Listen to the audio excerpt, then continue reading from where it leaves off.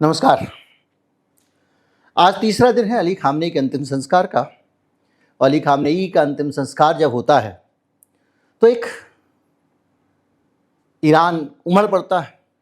लेकिन ये जो उमड़ रहा है ईरान, इसके अगर आप दृश्य देखेंगे तो ये कोई छोटा मोटा दृश्य नहीं है। ये एक ऐसी कहानी है जो पूरी दुनिया में लोकप्रियता का रिकॉर्ड बनाने वाले नेता की कहानी है। और उस देश में ये लोकप्रिय नेता निकल के आए जो विज्ञान में, तकनीक में, अंतरिक्ष विज्ञान में, मिसाइल टेक्नोलॉजी में दुनिया के सारे पश्चिमी देशों को पछाड़ी नहीं चुका है और आईना भी दिखा चुका है। ये उस देश के लोग हैं जिनका एवरेज आईक्यू भारत जैसे देशों से बहुत आगे है। और वो लोग जब सड़कों पे निकलते हैं तो शायद ही कोई घर में अकेला बचा होगा। तेहरान में पब्लिक ट्रांसपोर्ट की 17 मिलियन 1,70,00,000 ट्रिप हो चुकी हैं। यानी लोग फ्यूनरल के लिए जो आ जा रहे हैं वो 1,70,00,000 ट्रिप उसकी हो चुकी हैं। और अभी तक जो आंकड़ा आया है उस आंकड़े के हिसाब से 1 करोड़ लोग अभी तक शामिल हो चुके हैं। 3 दिन बाकी हैं, आज तीसरा दिन देखा हमने। अब आप कहेंगे 1,70,00,000 तो ट्रिप के हिसाब से तो ये कैसे 1 करोड़? तो इसलिए एक आदमी बार बार जा रहा है, घर में आता है, खाना बनाता है, खाता है या जो भी करना हो उसको, शौक में लोगों ने भोजन भी छोड़ा होगा, फिर वापस जा रहा है, फिर आ रहा है ज़रूरतों के बीच में। वहाँ सड़क पे खड़े होके तो वो नित्य कर्म करेगा नहीं। इसलिए तो 1 करोड़ का आंकड़ा अगर 3 दिन में आया है तो कुल मिला के आप ये मान सकते हैं कि हो सकता है कि वो अपने पिता का भी रिकॉर्ड तोड़ दें। पर यहाँ पे इम्पॉर्टेंट ये नहीं है कि कितने लोग उनके लिए आ रहे हैं। अगर ये लोग आ रहे हैं, अंधभक्त होते मान लेता मैं, लेकिन सब लोग किसी धार्मिक नेता के लिए नहीं आ रहे हैं, ये एक विजनरी के लिए आ रहे हैं। कौन विजनरी? वो विजनरी जिसने दुनिया का वर्ल्ड ऑर्डर चेंज कर दिया। दुनिया की दोनों महाशक्तियां रूस और अमेरिका, जिसकी मेधा के लिए, शक्ति के लिए और दिमाग के लिए जिसके सामने पानी भरती हैं, जिसने अमेरिका जैसी महाशक्ति को घुटने टिकवा लिए, वो व्यक्ति जब मरता है तो ये भीड़ इकट्ठी होती है जो आपको इस हेलीकॉप्टर वाली तस्वीरों को देखिए तेहरान की सड़कों पे दिखाई दे रही है। पूरे देश से लोग आ रहे हैं, दुनिया से 100 देशों के प्रतिनिधि शामिल हुए हैं। पर यहाँ पर जब मैं ये कहता हूँ कि रूस और अमेरिका दोनों को घुटने टेकने पर मजबूर कर दिया, तो आपके मन में ये प्रश्न आएगा कि ईरान का तो युद्ध ही नहीं हुआ, तो कैसे उसने रूस को घुटनों पे लाके दिखा दिया या रूस की ताकत को कमजोर करके दिखा दिया? तो अब अगर इस पे आगे बढ़ें उससे पहले एक चीज़ आपको, एक खबर देते हैं जिससे आपको अंदाज़ा लगेगा। खबर यह है कि डोनाल्ड ट्रंप को व्लादिमीर पुतिन ने हैप्पी बर्थडे कहने के लिए फ़ोन किया। हैप्पी बर्थडे मतलब उनके देश का बर्थडे है, उनका स्वतंत्रता दिवस है, 250 साल हो गए अमेरिका को। बधाई देने के लिए फ़ोन किया था। पुतिन के साथ डोनाल्ड ट्रंप ने 90 मिनट बात की है। 90 मिनट डोनाल्ड ट्रंप और पुतिन दोनों ने अपना रोना रोया है। अब आप कहेंगे मैं क्या वहाँ बैठा हुआ था? कुछ लोग कमेंट करते हैं। तो रुखरा रोया है, इसका अंदाज़ा इस बात से लगता है कि डोनाल्ड ट्रंप अब कह रहे हैं कि फिर से मैं शांति कराऊंगा रूस और यूक्रेन के बीच में। यानी बातचीत उसी दिशा में हुई है। पुतिन की तरफ से आधिकारिक बयान आया है कि पुतिन ने अमेरिका से कहा कि मैं चाहता हूं कि शांति हो, युद्ध खत्म हो, परंतु यूरोपीय देश और यूक्रेन मिलकर लगातार लड़ाई को जारी रखे हुए हैं, खत्म होने देना नहीं चाहते। अब रूस को बातचीत की बात करना और शांति की बात करना इसलिए आप देख रहे हैं क्योंकि यूक्रेन ने रूस को बुरी हालत में पहुंचा दिया है। रूस का एनर्जी संकट हो गया है, भारत से उसने पेट्रोल डीजल खरीद के काम चलाया है, ये आप जानते हैं। उसकी तेल रिफाइनरियों, उसके स्ट्रेटजिकल संस्थानों, सब चीज़ों पे यूक्रेन ने मिसाइलें गिराई हैं, माफ़ कीजिएगा, ड्रोन से हमला किया है। और ये यूक्रेन सालों से लड़ रहा है। अभी अचानक क्या हुआ कि यूक्रेन अब घर में घुस के रूस को मारने लगा। तो यहां आपको याद आते हैं अली खामेनेई। अली खामेनेई का जो खास तरीका है, जो उनके राज्य में ईरान की ताकत विकसित हुई, आज वो यूक्रेन की ताकत बन गया। और जैसे ही यूक्रेन ने उस तरीके को अपनाया तो जेलेंस्की के लिए, माफ कीजिए, पुतिन के लिए मुश्किलें खड़ी कर दी।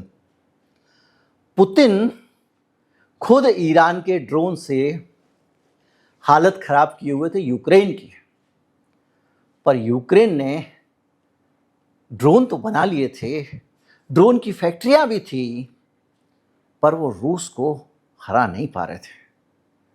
जब उन्होंने देखा कि ईरान किस तरह से ड्रोन का इस्तेमाल करता है, क्लस्टर में भेजता है, जब 400 ड्रोन एक साथ जाते हैं, एयर डिफेंस सिस्टम को कंफ्यूज कर देता है, सस्ते से ड्रोन के लिए लाखों करोड़ों रुपए की मिसाइल डालनी पड़ती है, मिलियंस ऑफ डॉलर की, तो ये तरीका सही है। तो जेलेंस्की ने अपना लिया। वो 400 ड्रोन भेजता है, धड़ से गिरा देता है। कई तरह के ड्रोन बना लिए हैं, अलग अलग दिशाओं से आते हैं। तमाम चीजें जो भी ईरान ने किया उसको सिर्फ कॉपी करके जेलेंस्की ने रूस जैसी ताकत की हालत खराब कर दी। ये बुद्धि है, ये मेधा है, ये दिमाग है, ये ट्रिक है जो उस आदमी के नेतृत्व में ईरान ने विकसित की, और जिसके जरिए उसने अमेरिका जैसी ताकत को झुका लिया, अमेरिका का खजाना खत्म कर दिया हथियारों का, इजराइल का खजाना खत्म कर दिया, जहां चाहा वहां मारा। और आज जेलेंस्की के पास वो ताकत आ गई है। जेलेंस्की हालांकि रूस से जीतने का सपना छोड़े तो बेहतर है। क्यों? क्योंकि ईरान और अमेरिका के बीच में जो केस है, ईरान और इजराइल के बीच में जो केस है, वो जेलेंस्की और रूस के बीच में नहीं है। मतलब ये कि जेलेंस्की रूस को नुकसान पहुंचा सकता है, हरा नहीं सकता। क्यों? क्योंकि वहां पर रूस की जो ताकत है वो ज़मीन पर भी है। उसके पास टैंक हैं, उसके पास आर्टिलरी है, और ज़मीन पे आगे बढ़ने के लिए टैंक और आर्टिलरी की ज़रूरत पड़ती है, ना कि ड्रोन की। हवाई हमले तो दुश्मन की सेना को छिन्न भिन्न करने में काम आते हैं, आगे बढ़ने के लिए तो बख्तरबंद गाड़ियाँ, आर्टिलरी और टैंक की ज़रूरत है। ड्रोन टैंक को तो नहीं फोड़ पा रहे ना। और इसीलिए ये जो आतिशबाजी हो रही है, जिसके कारण हम भी समझ रहे हैं कि जेलेंस्की ने जितना सीख लिया ईरान से, उतनी तो आ गई उसको ताकत, उतना तो चमत्कार दिखा रहा है। दुनिया देख रही है, अरे रिफाइनरी खराब कर दी, अरे यहाँ चला गया, वहाँ चला गया, और पुतिन के घर तक पहुँच गया, राजधानी तक पहुँच गया। परंतु जो काम रूस कर रहा है वो ये है कि उसने इनका एक और इलाका हथिया लिया है। ईरान पे कोई ज़मीनी हमला करने वाला नहीं है। अगर ज़मीनी हमला करेगा तो हमको पता चलेगा कि ईरान की उसको लेकर क्या तैयारी है, तब सीख लेना। पर बहरहाल इन दोनों ताकतों को झुकने पर अगर किसी ने मजबूर किया तो एक सिंगल नॉलेज थी, दिमाग था, बुद्धि थी और जानकारी थी जो निकली। और अब जब पुतिन यूक्रेन की राजधानी कीव पे हमला करते हैं, तब जबकि नाटो की बैठक होने जा रही है उससे एक दिन पहले, तो इसका मतलब होता है कि जेलेंस्की नेटो में मसला उठाएं। नेटो के वो मेंबर नहीं है, और नेटो इसको कंसीडर करे, उसको लगे कि ये युद्ध बड़ा भारी हो गया भाई, इसको शांति कराओ। यानी कुल मिला के दर्द बढ़ाया जा रहा है ताकि आदमी जल्दी दवा खाए। और उस कंडीशन में पहुंचा के रूस चाह रहा है कि नेटो इंटरवीन करके कुछ शांति कराए। इधर से डोनाल्ड ट्रंप के साथ में बात हो रही है नेटो की, और सिर्फ पुतिन की, और उसके साथ ही पुतिन 1.5 घंटे जब बात करते हैं तो बाद में डोनाल्ड ट्रंप बोलता है कि भाई मैं नेटो में बैठक से पहले जेलेंस्की से बात करूंगा, जेलेंस्की से मुलाकात होगी। डोनाल्ड ट्रंप यानी कि गोरबाचेव ऑफ अमेरिका जेलेंस्की के साथ बात करेंगे, क्योंकि फिर से उनके मित्र पुतिन के दर्द बढ़ गए हैं। यानी कुल मिला के इस जेलेंस्की ने आज ईरानी बुद्धि से जो हमले किए हैं, उन हमलों के कारण वो आज इस स्थिति में आ गया है कि अब समझौता होगा तो ऐसा नहीं होगा कि डोनाल्ड ट्रंप ने सामने बैठा के अड़का लिया, करो समझौता, साइन करो, भला वगैरह वगैरह वगैरह, तुमको बर्बाद कर देगा, तबाह कर देगा, बचा नहीं पाएगा। भाई साहब मैं भी हूँ, मेरे पास भी ताकत है, रिफाइनरी उड़ा सकता हूँ, बिजली घर उड़ा सकता हूँ, कुछ भी कर सकता हूँ, हल्के में मत लेना। तब आमने सामने बराबरी से बात होगी, वैसी ही जैसे ईरान अमेरिका से कर रहा है। तो यहाँ बात इस बात की है कि इतनी सी छोटी सी बुद्धि भी बड़े बड़े हथियारों का, बड़े बड़े फाइटर जेट्स का, बड़ी दुनिया की टेक्नोलॉजी का, स्टील टेक्नोलॉजी का, पता नहीं क्या क्या लेके घूम रहे हैं दुनिया के लोग, उसका सत्यानाश कर सकती है। और आज की तारीख में जब आप अली खामेनेई को विदा दे रहे हैं तो आपके दिमाग में एक चीज़ साफ होनी चाहिए कि वो आदमी जब जा रहा है तो जाते जाते इस दुनिया को एक नया मंत्र दे जा रहा है कि आने वाले समय में अगर जीत होगी तो ड्रोन जैसी टेक्नोलॉजी की होगी, छोटे छोटे बहुत सारे हथियारों की होगी। ये जो तमाम सारी दुनिया की हथियार लॉबी, हथियार की बड़ी बड़ी इंडस्ट्री, अरबों खरबों के कारोबार, कई देशों की जीडीपी के बराबर हथियारों के कारोबार, और जिन हथियारों के कारोबार के लिए दुनिया की राजनीति को नियंत्रित किया जाता है, वो हथियार महत्वहीन हो गए हैं, उनका महत्व कम हो गया है, क्योंकि इनके पास जो टेक्नोलॉजी है उसने सबको फेल कर दिया। अमेरिका के हाई एंड के एयर डिफेंस सिस्टम खत्म, अमेरिका के F-15 विमान जिनको माना जाता था कि दुनिया के वो महानतम विमान है, धड़ाक से गिरा दिया। अभी पिछले दिनों हेलीकॉप्टर लैंड कर गया, ये हो गया, पायलट फलां खराब हो गया बोल रहा था अमेरिका, पता चल गया कि वो अमेरिका को ईरान ने ही गिराए थे विमान। आज आ गई ये खबर इस फ्यूनरल के बीच में। उसने उनके एयर डिफेंस सिस्टम को कोई 5000 मील से देख लेता आते हुए हवाई जहाज को, ले थोड़ा सा उड़ा दिया उसने। आयरन डोम, पता नहीं एरो, ये सब डेविल्स एरो, पता नहीं क्या क्या बना के रखे हुए थे भाई साहब इजराइल ने, सब तोड़ दिया उसने। तो आने वाले समय में ये जो अरबों खरबों के कारोबार की लूट थी ना, जो आम जनता के टैक्स के पैसे से होती है, अभी 2 साल पहले तक भारत दुनिया का सबसे बड़ा हथियार खरीदने वाला देश बन गया था।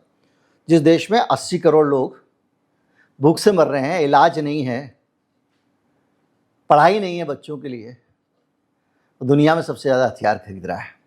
क्यों खरीद रहा है? क्योंकि ये हथियार लॉबी के बड़े बड़े इन्वेस्टमेंट, बड़े बड़े महंगे हथियार हैं। और ईरान के खामेनेई ने जाते जाते ये कह दिया कि देखो, ताकत होती है यहाँ, इंसान की ताकत यहाँ है, तुम इस ताकत से लोगों को लूट रहे हो महंगे हथियार बेच के, और मैंने उन हथियारों की अहमियत को ही कम कर दिया। अभी वो जा रहा है, मुड़ के नहीं देखेगा, लेकिन जो छोड़ जा रहा है उसको ये धरती सालों साल याद रखेगी। लोग कहते हैं तानाशाह था, कुछ लोग कह रहे हैं कि वो तो धार्मिक नेता था, जो भी था। आज हम बात करते हैं इतने फेरे मेट्रो के लग गए, तो मेट्रो है ना, हम लोग बड़ा गुड़ गाते हैं हमारे यहाँ ऐसी मेट्रो वैसी मेट्रो। ईरान के अंदर कहाँ से आई? उसको तो सालों से प्रतिबंध था। बेहतरीन मेट्रो, उसके बाज़ार देखिए, उसके बिकने वाली सामग्री देखिए, जिन महिलाओं को हम कहते थे बुर्के में घूमती हैं, उन महिलाओं का जीवन स्तर देखिए, उसका इंफ्रास्ट्रक्चर देखिए, और जिस हेलीकॉप्टर के शॉट में आप देख रहे हैं खामनेई को जाते हुए, उस हेलीकॉप्टर में शहर की बनावट देखिए, इमारतें देखिए, लोगों का जीवन कैसा, ये देखिए। तानाशाह ऐसा नहीं करते, तानाशाह ऐसे नहीं होते, तानाशाह सिर्फ अपनी पूजा कराते हैं, अपने लिए श्रृंगार बटोरते हैं, खुद को सजाते हैं, कभी तरह तरह के हीरों से, मोतियों से, कभी तरह तरह के मेडलों से। वीडियो को ज़्यादा से ज़्यादा लोगों तक पहुंचाएं, चैनल को सब्सक्राइब कर लें। नमस्कार, जय हिंद।